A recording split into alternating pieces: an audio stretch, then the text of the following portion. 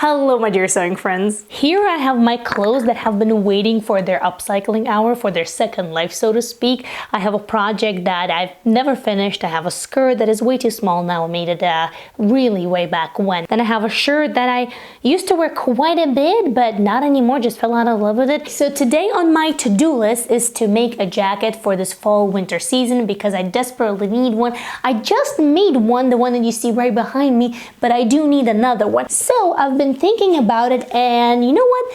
Let's make this project part upcycle because I do have a couple of things that I would love to use up.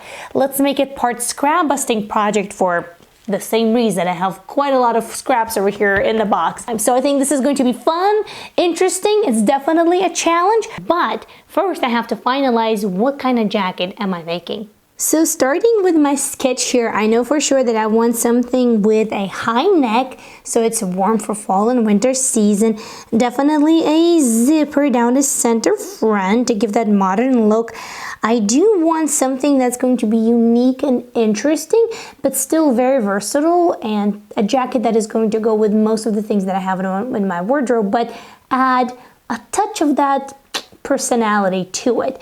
But the only problem that I'm facing currently is that even before I start drafting the pattern for it, I look through the fabric remnants that I have that I want to work with and through the clothing that I'm planning to upcycle, and I don't actually have enough for full pattern pieces. So that's definitely a problem.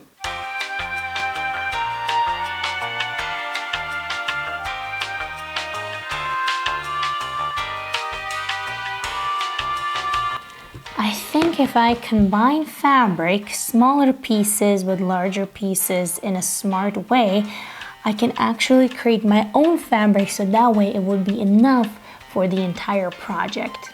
Now, as for the pattern itself, you know what? I've put this one more time on myself and I've decided I'm just gonna go ahead and use the same pattern that I drafted for this jacket, just with some minor modifications, but basically it's going to be the same. So let me show you.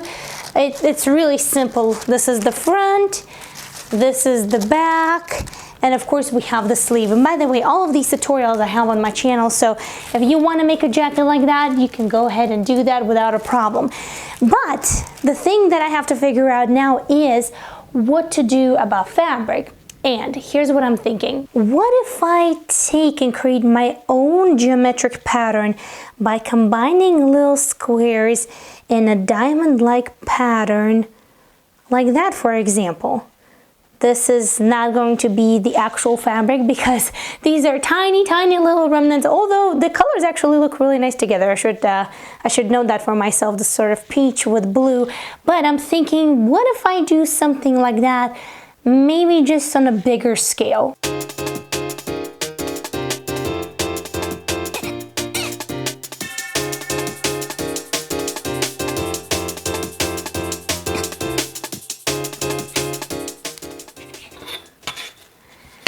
I don't know if this is gonna work out or not, but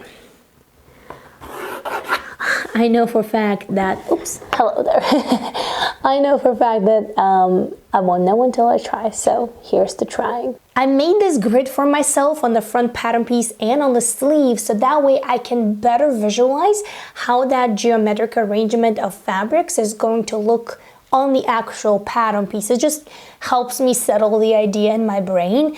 And now that that is done, it's time to source our materials, aka cut up the fabric. So what I'm thinking is gray combined with that floral blue from one of the sweaters that I want to upcycle.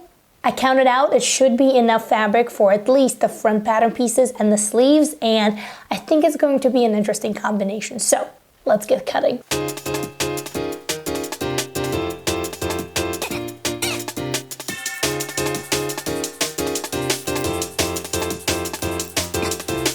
All right, I've cut the fabric, so now it's time to cut a gazillion of these there you go. A gazillion of these little squares.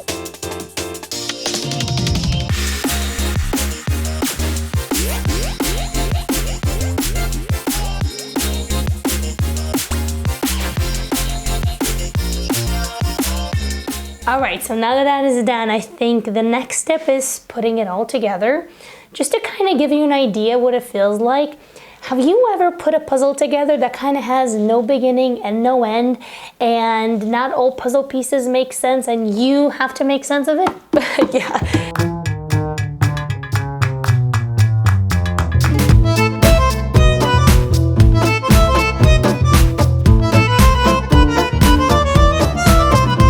As always, not everything is a smooth sailing, so here are a couple of things that happened and how I decided to go about it. So number one, I didn't actually like the original layout of the geometric pieces on my pattern, so I decided to shift them a little bit. You can see the new brown lines, and hopefully that's not going to be too much trouble. It's literally just shifting it a little bit, so I think that will be much better now.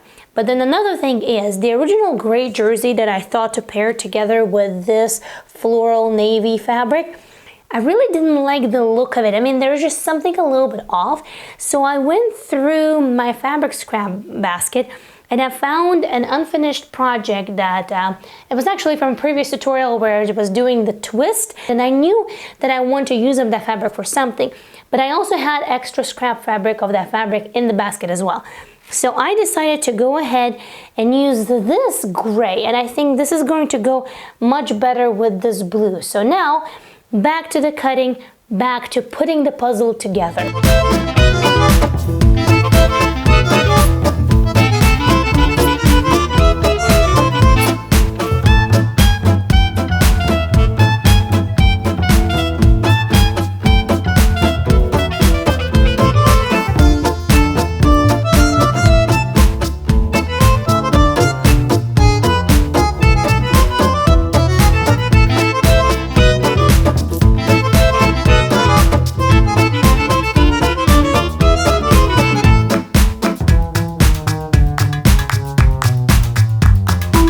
I'm not exactly sure how to articulate that, but let me tell you this. If you're planning a project like this and you got inspired, just know that this wasn't done in a day, so definitely carve out some time for yourself and for this project, because there's no amount of editing that can actually sort of translate the amount of time that it took to not only cut everything out and calculate everything out, because I was working with minuscule amounts of fabric, but also putting it all together nicely and neatly, serging everything row by row, square by square. It's definitely going to be worth it, but at this point, it's a very time-consuming project, and I love it. I definitely love it, and stick with me till the end. There's a little secret I will want to share with you.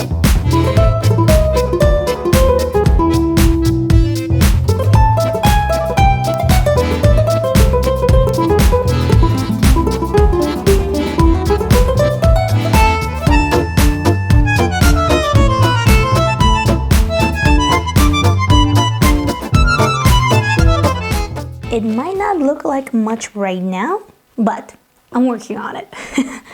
Now, I'm not sure if you remember, but at the very beginning of the video, I did mention that I did the grid, that geometric grid, only for the front pattern piece and for the sleeves. And that's because I knew right away that I'm not going to have enough fabric for the back pattern piece. So I had to make some decisions. And the reason why I opted out of the back pattern piece is because I had some extra of this gray fabric, which came in really, really handy, because then I can cut out the back pattern piece from it.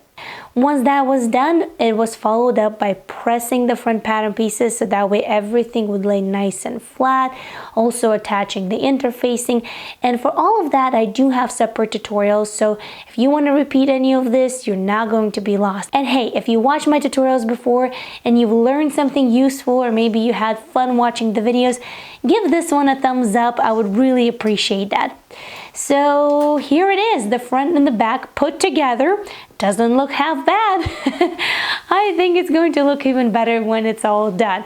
And remember, you don't necessarily have to like my choices of fabric or my choices of design. It's all for the inspiration, to look beyond what you see and get inspired in your own way, because every single one of us is different.